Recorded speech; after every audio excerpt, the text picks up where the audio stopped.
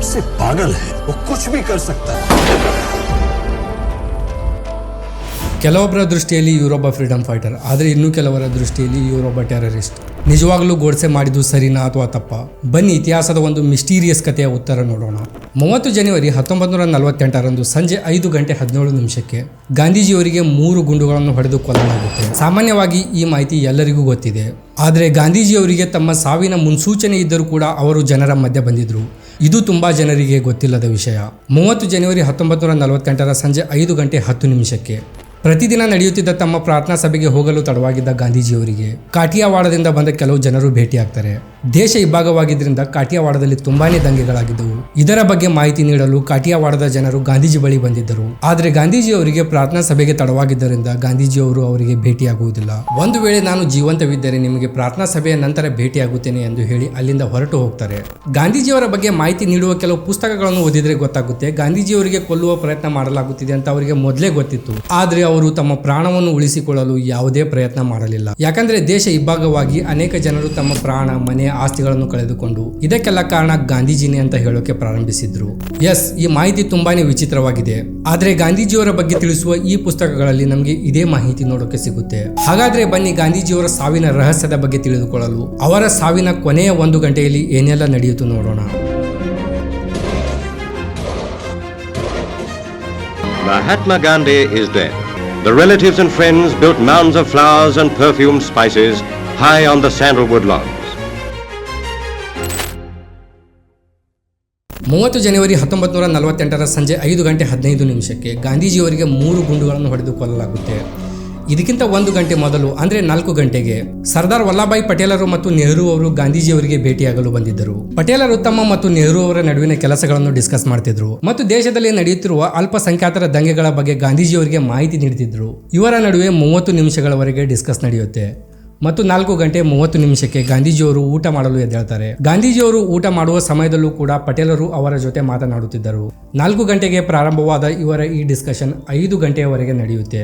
ಇದೇ ಸಮಯದಲ್ಲಿ ಗಾಂಧೀಜಿಯವರ ಮೊಮ್ಮಗಳು ಮನು ಎಂಬುವರು 5 ಗಂಟೆ ಸಮಯವಾಗಿದೆ ಎಂದು ಕೆಮ್ಮುವ ಮೂಲಕ ಗಾಂಧೀಜಿಯವರಿಗೆ ಸಂಕೇತ ನೀಡುತ್ತಾರೆ. ಯಾಕಂದ್ರೆ ಪ್ರತಿದಿನ 5 ಗಂಟೆಗೆ ಗಾಂಧೀಜಿಯವರು ಯಾವುದಾದ್ರೂ ಒಂದು ಧಾರ್ಮಿಕ ಪುಸ್ತಕವನ್ನು ಓದಿ ಸಾರ್ವಜನಿಕರೊಂದಿಗೆ ಪ್ರಾರ್ಥನೆ ಮಾಡುತ್ತಿದ್ದರು.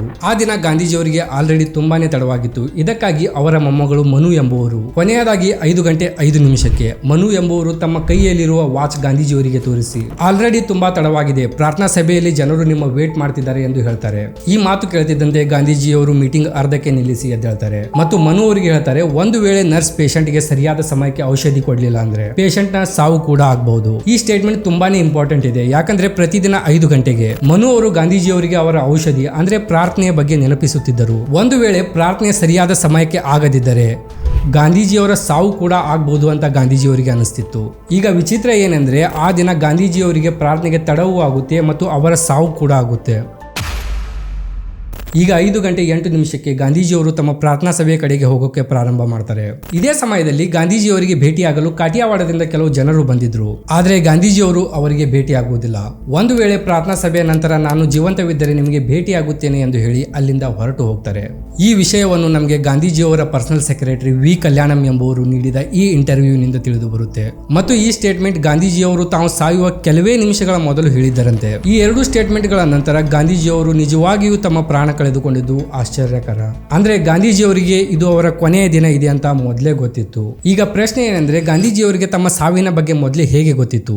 ಅಥವಾ 10 ದಿನಗಳ ಹಿಂದೆ ನಡೆದ ಆ ಬಾಂಬ್ ಬ್ಲಾಸ್ಟ್ ನಿಂದ ಅವರಿಗೆ ಪ್ರತಿ ಕ್ಷಣ ತಮ್ಮ ಸಾವಿನ ಭಯವಾಗಲು ಪ್ರಾರಂಭವಾಗಿತ್ತ? ಆಕ್ಚುಲಿ ಗಾಂಧೀಜಿಯವರ ಸಾವಿನ 10 ದಿನಗಳ ಮೊದಲೊಮ್ಮೆ ಅವರಿಗೆ ಬಾಂಬ್ ಹಾಕಿಕೊಳ್ಳುವ ಪ್ರಯತ್ನ ಮಾಡಲಾಗಿತ್ತು. 20 ಜನವರಿ 1948ರಂದು ನಾಥುರಾಮ್ ಗೋಡ್ಸೆ ಅವರು ತಮ್ಮ ಸಹೋದರ ಗೋಪಾಲ್ ಗೋಡ್ಸೆ ಮತ್ತು ಇನ್ನೂ 5 ಜನರೊಂದಿಗೆ ಸೇರಿ ಗಾಂಧೀಜಿಯವರ ಕೊಲೆಯ ಪ್ರಯತ್ನ ಮಾಡಿದ್ದರು. ಈಗ ಈ 5 ಜನರಲ್ಲಿ ದಿಗಂಬರ್ ಬರ್ಜೆ ಮತ್ತು ಮದನ್ ಲಾಲ್ ಪವ್ವಾ ಈ ಇಬ್ಬರ ಹೆಸರು ನೆನಪಿಟ್ಕೊಳ್ಳಿ. ಯಾಕಂದ್ರೆ ಈ ಹತ್ಯೆಯ ಪ್ರಕರಣದಲ್ಲಿ ಇವರದೇ ದೊಡ್ಡ ಕೈವಾಡವಿತ್ತು. ಇವರ ಪ್ಲಾನ್ ಏನಾಗಿತ್ತು ಅಂದ್ರೆ, ಮೊದಲು ಪವ್ವಾ ಒಂದು ಗ್ರೆನೇಡ್ ಬ್ಲಾಸ್ಟ್ ಮಾಡಿ ಜನರಿಗೆ ಗಾಬರಿಗೊಳಿಸಿ ಜನರು ಅಲ್ಲಿಂದ ಓಡಿ ಹೋಗುವ ಹಾಗೆ ಮಾಡಬೇಕಿತ್ತು. ನಂತರ ಬರ್ಜೆ ಒಂದು ತಂತಿಯ ಬೇಲಿ ಹಿಂದಿನಿಂದ ಗಾಂಧೀಜಿಯವರಿಗೆ ಶೂಟ್ ಮಾಡಿ ಅವರ ಮೇಲೆ ಒಂದು ಗ್ರೆನೇಡ್ ಬಿಸಾಕುವ ಪ್ಲಾನ್ ಇತ್ತು. ಯಾಕಂದ್ರೆ ಬಂದೂಕಿನ ಬುಲೆಟ್ ನಿಂದ ಬದುಕುಳಿಯುವ ಚಾನ್ಸಸ್ ಇರುತ್ತೆ, ಆದ್ರೆ ಗ್ರೆನೇಡ್ ಬ್ಲಾಸ್ಟ್ ನಿಂದ ಬದುಕುಳಿಯುವ ಯಾವುದೇ ಚಾನ್ಸಸ್ ಇಲ್ಲ ಅಂತ ಅವರಿಗೆ ತುಂಬಾ ಚೆನ್ನಾಗಿ ಗೊತ್ತಿತ್ತು. ಇದರ ಹೊರತಾಗಿಯೂ ಗಾಂಧೀಜಿಯವರು ಯಾವುದೇ ಕಾರಣದಿಂದ ಉಳಿದುಕೊಂಡರೆ ಉಳಿದ ಟೀಮ್ ಮೆಂಬರ್ಗಳು ಸಾಮಾನ್ಯರಂತೆ ಜನರ ಮಧ್ಯೆ ಇದ್ದು ಕೊನೆಯ ಕ್ಷಣದಲ್ಲಿ ಗಾಂಧೀಜಿಯವರಿಗೆ ಶೂಟ್ ಮಾಡಬೇಕಿತ್ತು. ಇಷ್ಟೆಲ್ಲ ಪ್ಲಾನ್ ಮಾಡಿದ ನಂತರವೂ ಇವರ ಪ್ಲಾನ್ ಫೇಲ್ ಆಗುತ್ತೆ. ಯಾಕಂದ್ರೆ ಗ್ರೆನೇಡ್ ಬ್ಲಾಸ್ಟ್ ನಿಂದ ಜನರಲ್ಲಿ ಹೆಚ್ಚಿಗೆ ಆತಂಕ ಮೂಡಲಿಲ್ಲ, ಯಾರು ಅಲ್ಲಿಂದ ಓಡಿ ಹೋಗುವ ಪ್ರಯತ್ನ ಮಾಡಲಿಲ್ಲ. ಇದೆಲ್ಲ ನೋಡಿದ ಬರ್ಜೆ ಹೆದರಿಕೊಂಡು ತನ್ನ ಗನ್ ಹೊರಗೆ ತೆಗೆಯುವುದೇ ಇಲ್ಲ. ಜನರಲ್ಲಿ ಆತಂಕ ಮೂಡಿಸಲು ಗ್ರೆನೇಡ್ ಬ್ಲಾಸ್ಟ್ ಮಾಡಿದ ಪೊವಾಗೆ ಜನರು ಹಿಡಿದು ಪೊಲೀಸರಿಗೆ ಒಪ್ಪಿಸ್ತಾರೆ ಮತ್ತು ಉಳಿದ 6 ಜನರು ಅಲ್ಲಿಂದ ಓಡಿ ಹೋಗ್ತಾರೆ. ಪೊಲೀಸರು ಪೊವಾಗೆ ವಿಚಾರಣೆ ಮಾಡಿದಾಗ ಅವನು ಮೊದಲಂತೂ ಯಾರ ಹೆಸರು ಹೇಳಲಿಲ್ಲ. ಆದ್ರೆ 22 ಜನವರಿ 1948ರಂದು ಅವನು ವಿಷ್ಣು ಕರ್ಕರೆಯ ಹೆಸರು ತಗೊಳ್ತಾನೆ ಮತ್ತು ತಮ್ಮ ಟೀಮ್ ಮೆಂಬರ್ಸ್ ದೆಹಲಿಯ ಕನ್ನೋಟ್ ಪ್ಲೇಸ್ ನ ಒಂದು ಹೋಟೆಲ್ ನಲ್ಲಿ ಅಡಗಿಕೊಂಡಿದ್ದಾರೆ ಎಂಬ ಮಾಹಿತಿ ಪೊಲೀಸರಿಗೆ ನೀಡ್ತಾನೆ. ಪವಾನ ಸ್ಟೇಟ್ಮೆಂಟ್ ಪೊಲೀಸರಿಗೆ ಒಂದು ದೊಡ್ಡ ಲೀಡ್ ಇತ್ತು. ಈಗ ಪೊಲೀಸರು ನೇರವಾಗಿ ಆ ಹೋಟೆಲ್ಗೆ ತಲುಪ್ತಾರೆ ಮತ್ತು ಹೋಟೆಲ್ನ ಅಟೆಂಡರ್ ನಿಂದ ಪೊಲೀಸರಿಗೆ ಅವರ ಬಗ್ಗೆ ಇನ್ನೂ ಹೆಚ್ಚಿಗೆ ಮಾಹಿತಿ ಕೂಡ ಸಿಗುತ್ತೆ. ಆದ್ರೆ ಅನ್ಫಾರ್ಚುನೇಟ್ಲಿ ಅಷ್ಟು ಸಮೀಪದಲ್ಲಿದ್ದರೂ ಪೊಲೀಸರು ಅವರ ಮೇಲೆ ಯಾವುದೇ ಆಕ್ಷನ್ ತಗೊಳ್ಳಲು ಸಾಧ್ಯವಾಗಲಿಲ್ಲ. ಪವ್ವಾ ಅರೆಸ್ಟ್ ಆದ ನಂತರ ಬಾಂಬೆಯಲ್ಲಿ ಪ್ರೊಫೆಸರ್ ಆಗಿ ಕೆಲಸ ಮಾಡುತ್ತಿದ್ದ ಪವ್ವಾನ ಆತ್ಮೀಯ ಮಿತ್ರ ಜಗದೀಶ್ ಚಂದ್ರ ಜೈನ್ ತುಂಬಾನೇ ಗಾಬರಿ ಆಗ್ತಾನೆ. ಯಾಕಂದ್ರೆ ಕೆಲವೇ ದಿನಗಳ ಹಿಂದೆ ಪವ್ವಾ ಗಾಂಧೀಜಿಯವರ ಕೊಲೆಯ ಬಗ್ಗೆ ಜಗದೀಶ್ ಚಂದ್ರ ಜೈನ್ಗೆ ಹೇಳಿದ್ದನಂತೆ. ಈ ಮಾಹಿತಿ ನೀಡಲು ಜಗದೀಶ್ ಚಂದ್ರ ಜೈನ್ ಆ ಸಮಯದ ನಮ್ಮ ಭಾರತದ ಹೋಮ್ ಮಿನಿಸ್ಟರ್ ಸರ್ದಾರ್ ವಲ್ಲಭಾಯ್ ಪಟೇಲ್ ಅವರಿಗೆ ಕಾಂಟ್ಯಾಕ್ಟ್ ಮಾಡ್ತಾರೆ. ಆದ್ರೆ ಪಟೇಲರು ತಮ್ಮ ಕೆಲಸದಲ್ಲಿ ಬ್ಯುಸಿ ಇದ್ದರಿಂದ ಈ ಕಾಂಟ್ಯಾಕ್ಟ್ ಸಾಧ್ಯವಾಗುವುದಿಲ್ಲ. ಇದರ ನಂತರ ಅವರು ಆ ಸಮಯದ ಬಾಂಬೆ ಪ್ರಾಂತ್ಯದ ಹೋಮ್ ಮಿನಿಸ್ಟರ್ ಮುರಾರ್ಜಿ ದೇಸಾಯಿ ಅವರಿಗೆ ಕಾಂಟ್ಯಾಕ್ಟ್ ಮಾಡಿ ಈ ಮಾಹಿತಿ ತಿಳಿಸ್ತಾರೆ. ಆದ್ರೆ ಈ ಆರ್ಟಿಕಲ್ ಹೇಳುತ್ತೆ ಆ ಸಮಯದಲ್ಲಿ ಪ್ರೊಫೆಸರ್ ಜೈನ್ ಅವರ ಮಾಹಿತಿ ಕೇಳಿ ಹಂತಕರ ವಿರುದ್ಧ ಆಕ್ಷನ್ ತಗೊಳ್ಳುವ ಬದಲಾಗಿ ಅವರು ಜಗದೀಶ್ ಚಂದ್ರ ಜೈನ್ ಅವರಿಗೆ ನಿನಗೆ ಈ ಮಾಹಿತಿ ಎಲ್ಲಿಂದ ಮತ್ತು ಹೇಗೆ ಸಿಕ್ತು, ಪವ್ವಾ ಜೊತೆ ನೀನು ಈ ಕೊಲೆಯಲ್ಲಿ ಭಾಗಿಯಾಗಿರಬಹುದು ಎಂದು ಆರೋಪ ಮಾಡ್ತಾರೆ. ಒಂದು ವೇಳೆ ಈ ಆರ್ಟಿಕಲ್ ನಲ್ಲಿ ಬರೆದಿರುವುದು ನಿಜವಾಗಿಯೂ ಸರಿ ಇದ್ದರೆ ಆ ಸಮಯದ ಲೀಡರ್ಸ್ ಗಳು ಈ ಮಾಹಿತಿಯನ್ನು ಸೀರಿಯಸ್ ಆಗಿ ತೆಗೆದುಕೊಂಡಿದ್ದರೆ 100ಕ್ಕೆ 100ರಷ್ಟು ಗಾಂಧೀಜಿಯವರ ಜೀವ ಉಳಿಸಬಹುದಿತ್ತು. ಆದ್ರೆ ಅನ್ಫಾರ್ಚುನೇಟ್ಲಿ ಆ ಸಮಯದಲ್ಲಿ ಯಾವುದೇ ಆಕ್ಷನ್ ತಗೊಳ್ಳಿಲ್ಲ. ಮೊದಲ ಕೊಲೆಯ ಪ್ರಯತ್ನದ 6 ದಿನಗಳ ನಂತರ ಅಂದ್ರೆ 26 ಜನವರಿ 1948ರಂದು ಠಾಣೆಯಲ್ಲಿ ಗೋಡ್ಸೆ ಮತ್ತು ಅವರ ಸ್ನೇಹಿತರು ಇನ್ನೊಮ್ಮೆ ಕೊಲೆ ಮಾಡುವ ಪ್ಲಾನ್ ಮಾಡೋಕೆ ಸ್ಟಾರ್ಟ್ ಮಾಡ್ತಾರೆ. ಆದ್ರೆ ಈ ಬಾರಿ ಪ್ಲಾನ್ ನಲ್ಲಿ ಒಂದು ಚೇಂಜ್ ಇತ್ತು. ಅದೇನೆಂದ್ರೆ ಕೇವಲ ಒಬ್ಬ ವ್ಯಕ್ತಿ ಮಾತ್ರ ಈ ಮಿಷನ್ ಪೂರ್ಣಗೊಳಿಸಬೇಕಿತ್ತು. ಯಾಕಂದ್ರೆ ಹೆಚ್ಚು ಜನರಿಂದ ಸಿಕ್ಕಾಕಿಕೊಳ್ಳುವ ರಿಸ್ಕ್ ಕೂಡ ಹೆಚ್ಚಿಗೆ ಇತ್ತು. ಈ ಪ್ಲಾನ್ ಮಾಡಿದ ಮರುದಿನವೇ ಗೋಡ್ಸೆ ಫ್ಲೈಟ್ ನಿಂದ ದೆಹಲಿಗೆ ಹೋಗ್ತಾನೆ. ಆದ್ರೆ ಗೋಡ್ಸೆಗೆ ಈ ಮಿಷನ್ ಕಂಪ್ಲೀಟ್ ಮಾಡಲು ಒಂದು ಆಧುನಿಕ ಟೆಕ್ನಾಲಜಿ ಹೊಂದಿದ ಗನ್ನಿನ ಅವಶ್ಯಕತೆ ಇತ್ತು. ಈ ಆಧುನಿಕ ಟೆಕ್ನಾಲಜಿ ಹೊಂದಿದ the 9mm M1934 model ಬೆರೆಟಾ revolver ನಿಂದ ಈ ಕೆಲಸವನ್ನು ಪೂರ್ಣಗೊಳಿಸುವುದಾಗಿ ಗೋಡ್ಸೆ ಡಿಸೈಡ್ ಮಾಡ್ತಾರೆ. ಈ ರಿವಾಲ್ವರ್ ಆ ಸಮಯದಲ್ಲಿ ನಮ್ಮ ಭಾರತದಲ್ಲಿ ಕೇವಲ ಗ್ವಾಲಿಯರ್ನ ಬ್ರಿಟಿಷ್ ಆರ್ಮಿಯ ಕರ್ನಲ್ ವಿ ಜೋಶ್ ಅವರ ಹತ್ತಿರ ಅವೈಲೇಬಲ್ ಇತ್ತು. ಅವರಿಂದ ಈ ಪಿಸ್ಟಲ್ ಖರೀದಿಸಲು ಗ್ವಾಲಿಯರ್ನ ಅತ್ಯಂತ ಶ್ರೀಮಂತ ಶಸ್ತ್ರಾಸ್ತ್ರಗಳ ವ್ಯಾಪಾರಿ ಜಗದೀಶ್ ಗೋಯಲ್ ಮತ್ತು ಹಿಂದೂ ಮಹಾಸಭಾದ ಅಧ್ಯಕ್ಷ ಡಾಕ್ಟರ್ ಪರ್ಚುರೆ ಗೋಡ್ಸೆ ಅವರಿಗೆ ಸಹಾಯ ಮಾಡ್ತಾರೆ. ಗೋಡ್ಸೆ ಅವರು ಆ ಸಮಯದಲ್ಲಿ ಈ ಪಿಸ್ಟಲ್ ಅನ್ನು 500 ರೂಪಾಯಿಗೆ ಖರೀದಿಸಿದ್ದರಂತೆ. ಅಂದ್ರೆ ಇವತ್ತಿನ 70 ರಿಂದ 80 ಸಾವಿರ ರೂಪಾಯಿಗಳಿಗೆ ಸಮ. ಇಷ್ಟೊಂದು ಕಾಸ್ಟ್ಲಿ ಗನ್ ಖರೀದಿಸಲು 2 ಕಾರಣಗಳಿದ್ದವು. ಮೊದಲನೇದು ವರ್ಲ್ಡ್ ವಾರ್ ಸಮಯದಲ್ಲಿ ಈ ಗನ್ಗೆ ಮೋಸ್ಟ್ ರಿಲಯಬಲ್ ಸೈಡ್ ಆರ್ಮ್ ಎಂದು ಕರೆಯಲಾಗುತ್ತಿತ್ತು. ಅಂದ್ರೆ ಎಂತದೇ ಸಮಯದಲ್ಲಿ ಈ ಗನ್ ಕಾರ್ಯನಿರ್ವಹಿಸುತ್ತೆ ಎಂಬ ನಂಬಿಕೆ ಇತ್ತು. ಎರಡನೇದು ಇದು ಸೆಮಿ ಆಟೋಮೆಟಿಕ್ ಗನ್ ಇರುವುದರಿಂದ ಇದರಿಂದ 7 ಗುಂಡುಗಳನ್ನು ಬ್ಯಾಕ್ ಟು ಬ್ಯಾಕ್ ಫೈರ್ ಮಾಡಬಹುದಿತ್ತು. ಅಂದ್ರೆ ಬುಲೆಟ್ ನಿಂದ ತಪ್ಪಿಸಿಕೊಳ್ಳುವುದು ಆಲ್ಮೋಸ್ಟ್ ಇಂಪಾಸಿಬಲ್ ಇತ್ತು. ಆದ್ರೆ ಇದರ ಹೊರತಾಗಿಯೂ ಗಾಂಧೀಜಿಯವರು ಇದನ್ನು ಸ್ವಲ್ಪ ಸೀರಿಯಸ್ ಆಗಿ ತೆಗೆದುಕೊಂಡ್ರೆ ಅವರ ಪ್ರಾಣ ಉಳಿಸಬಹುದಿತ್ತು. ಯಾಕಂದ್ರೆ ಮೊದಲನೇ ಬಾರಿಗೆ ಅವರ ಮೇಲೆ ಹತ್ಯೆ ಯತ್ನ ನಡೆದರೂ ಕೂಡ ಅವರು ತಮ್ಮ ಸೆಕ್ಯೂರಿಟಿಯನ್ನು ಹೆಚ್ಚಿಸಿಕೊಳ್ಳಲು ಒಪ್ಪಲಿಲ್ಲ. ಗಾಂಧೀಜಿಯವರು ಹೇಳ್ತಿದ್ರಂತೆ, ಒಬ್ಬ ಸ್ವತಂತ್ರ ಹೋರಾಟಗಾರ ತನ್ನ ರಕ್ಷಣೆಗೆ ಸೆಕ್ಯೂರಿಟಿ ಇಡುವುದಾದ್ರೆ ಅವನಿಗೆ ಬದುಕುವ ಯಾವುದೇ ಹಕ್ಕು ಇಲ್ಲ.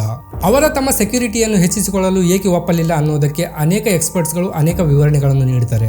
ಮೊದಲನೇದು ಭಾರತ ಮತ್ತು ಪಾಕಿಸ್ತಾನ ಡಿವೈಡ್ ಆಗಿದ್ದರಿಂದ ಗಾಂಧೀಜಿಯವರಿಗೆ ತುಂಬಾನೇ ಬೇಸರವಾಗಿತ್ತು. ಇದರಿಂದ ಅವರಿಗೆ ಬದುಕುವ ಆಸೆನೇ ಇರಲಿಲ್ಲ ಅಂತೆ. ಇನ್ಫ್ಯಾಕ್ಟ್ ಅವರ ಮಾತಿನಿಂದ ಇದು ಕ್ಲಿಯರ್ ಕೂಡ ಆಗಿತ್ತು. 2 ಅಕ್ಟೋಬರ್ 1947ರಂದು ಗಾಂಧೀಜಿಯವರು ಒಂದು ಭಾಷಣ ನೀಡುವಾಗ ಹೇಳ್ತಾರೆ, ಭಾರತ ಮತ್ತು ಪಾಕಿಸ್ತಾನ ಇಬ್ಬಾಗವಾದ ನಂತರವೂ ನಾನು ಇನ್ನೂವರೆಗೆ ಜೀವಂತವಾಗಿದ್ದೇನೆ, ನಿಜವಾಗ್ಲೂ ನನಗೆ ನಾಚಿಕೆ ಆಗುತ್ತೆ ಎಂದು ಹೇಳಿದರಂತೆ. 20 ಜನವರಿಗೆ ಗ್ರೆನೇಡ್ ನಿಂದ ಗಾಂಧೀಜಿಯವರಿಗೆ ಕೊಲ್ಲಲು ಪ್ರಯತ್ನಿಸಿದಾಗಲೂ ಕೂಡ ಗಾಂಧೀಜಿಯವರು ಇದನ್ನು ಹೇಳ್ತಾರೆ, ಬಹುಶಃ ಕೊಲೆ ಮಾಡಲು ಬಂದವರೇ ಸರಿಯಾಗಿದ್ದಾರೆ ಮತ್ತು ನಂದೇ ತಪ್ಪಿದೆ ಅಂತ. ತನ್ನ ಸಾವಿನ ದಿನವೂ ಗಾಂಧೀಜಿಯವರು ಮನು ಅವರಿಗೆ ಇದನ್ನು ಹೇಳ್ತಾರೆ, ಒಂದು ವೇಳೆ ನನಗೆ ಶೂಟ್ ಮಾಡಿದರೆ ಅಥವಾ ನನ್ನ ಮೇಲೆ ಗ್ರೆನೇಡ್ ಹಾಕಿದರೆ ನಾನು ಸಾಯುವ ಕೊನೆಯ ಕ್ಷಣದಲ್ಲಿ ದೇವನಾಮ ಜಪಿಸಿದರೆ ಮಾತ್ರ ನನ್ನನ್ನು ಮಹಾತ್ಮ ಅಂತ ಕರೀರಿ ಅಂತ. ಈಗ ಇದರ ಬಗ್ಗೆಯೂ ಅನೇಕ ಚರ್ಚೆಗಳಿದಾವೆ. ಕೆಲವರು ಹೇಳ್ತಾರೆ ಗಾಂಧೀಜಿಯವರು ಸಾಯುವ ಕೊನೆಯ ಕ್ಷಣದಲ್ಲಿ ಹೇ ರಾಮ್ ಅಂತ ಹೇಳಿದ್ರು ಅಂತ. ಆದ್ರೆ ಗಾಂಧೀಜಿಯವರ ಪರ್ಸನಲ್ ಸೆಕ್ರೆಟರಿ ವಿ ಕಲ್ಯಾಣಮ್ಮ ಅವರು ಹೇಳ್ತಾರೆ, ಗಾಂಧೀಜಿಯವರು ಸಾಯುವ ಕೊನೆಯ ಕ್ಷಣದಲ್ಲಿ ಯಾವ ದೇವರ ಹೆಸರು ತಗೊಳ್ಳಿಲ್ಲ ಅಂತೆ. ಈಗ ಗಾಂಧೀಜಿಯವರಿಗೆ ಮಹಾತ್ಮ ಅಂತ ಕರೆಯುವುದು ಬಿಡುವುದು ನಿಮ್ಮ ಪರ್ಸನಲ್ ಚಾಯ್ಸ್, ಅದರ ಬಗ್ಗೆ ನಾನು ಏನು ಹೇಳುವುದಿಲ್ಲ. ಆದ್ರೆ ಈಗ ಇಂಪಾರ್ಟೆಂಟ್ ಪ್ರಶ್ನೆ ಏನಂದ್ರೆ, ಗಾಂಧೀಜಿಯವರು ತಿರಸ್ಕರಿಸಿದ್ರು ಎಂಬ ಕಾರಣಕ್ಕೆ ಅವರ ಸೆಕ್ಯೂರಿಟಿ ಕಡಿಮೆ ಮಾಡುವುದು ಅಷ್ಟೊಂದು ಸೂಕ್ತ ಇರಲಿಲ್ಲ. ಆದ್ದರಿಂದ ಅವರು ತಿರಸ್ಕರಿಸಿದರೂ ಕೂಡ ಪಟೇಲರು ಮತ್ತು ನೆಹರು ಅವರು 30 ಪೊಲೀಸ್ ಅಧಿಕಾರಿಗಳಿಗೆ ಬಿರ್ಲಾ ಹೌಸ್ ಮುಂದೆ ಅವರ ಸೆಕ್ಯೂರಿಟಿಗಾಗಿ ಅಪಾಯಿಂಟ್ ಮಾಡಿದ್ರು. ಆದರೆ ಅನ್ಫಾರ್ಚುನೇಟ್ಲಿ ಗಾಂಧೀಜಿಯವರು ಯಾವ ವಿಸಿಟರ್ಸ್ ಗೂ ಚೆಕ್ ಮಾಡಲು ಅನುಮತಿ ನೀಡಲಿಲ್ಲ.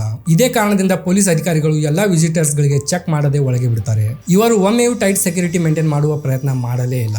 ಇದೇ ಕಾರಣದಿಂದ ನಾಥುರಾಮ್ ಗೋಡ್ಸೆ ಸುಲಭವಾಗಿ ಗನ್ ತೆಗೆದುಕೊಂಡು ಒಳಗೆ ಹೋಗ್ತಾನೆ ಮತ್ತು ಸರಿಯಾಗಿ 5 ಗಂಟೆಯಿಂದ ಗಾಂಧೀಜಿಯವರು ಬರುವುದನ್ನು ವೇಟ್ ಮಾಡೋಕೆ ಪ್ರಾರಂಭ ಮಾಡ್ತಾನೆ.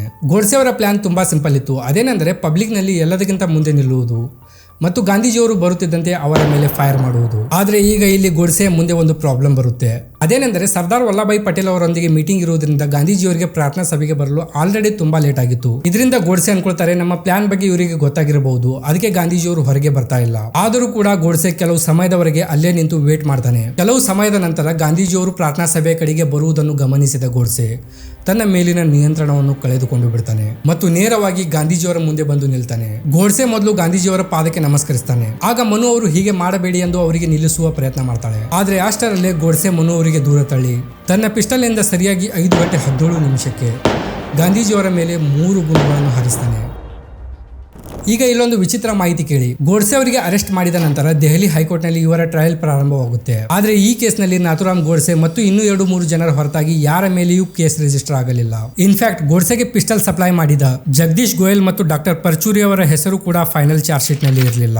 ಟ್ರಯಲ್ ಕೋರ್ಟ್ ನಿಂದ ಡಾಕ್ಟರ್ ಪರ್ಚೂರಿ ಅವರಿಗೆ ಜೀವಾವಧಿ ಶಿಕ್ಷೆ ವಿಧಿಸಲಾಗಿತ್ತು. ಆದ್ರೆ ಪಂಜಾಬ್ ಹೈಕೋರ್ಟ್ ಇವರಿಗೆ ನಿರಪರಾಧಿ ಎಂದು ಹೇಳಿ ರಿಲೀಸ್ ಮಾಡುತ್ತೆ. ಆದ್ರೆ ಗೋಡ್ಸೆಗೆ ಮಾತ್ರ 1949ರಲ್ಲಿ ಗಲ್ಲಿಗೇರಿಸಲಾಯಿತು. ಸೊ ಇದಿತ್ತು ಗಾಂಧೀಜಿಯವರ ಕೊನೆಯ ಕ್ಷಣಗಳ ಒಂದು ದೃಶ್ಯ. ನಿಮಗೆ ಈ ವಿಡಿಯೋ ಇಷ್ಟವಾಗಿದ್ದರೆ ಖಂಡಿತವಾಗಿಯೂ ನಮ್ಮ ಚಾನೆಲ್ ಸಬ್ಸ್ಕ್ರೈಬ್ ಮಾಡಿಕೊಳ್ಳಿ. ಮತ್ತೆ ಸಿಗೋಣ ಇನ್ನೊಂದು ವಿಡಿಯೋ ಜೊತೆ. ಧನ್ಯವಾದಗಳು.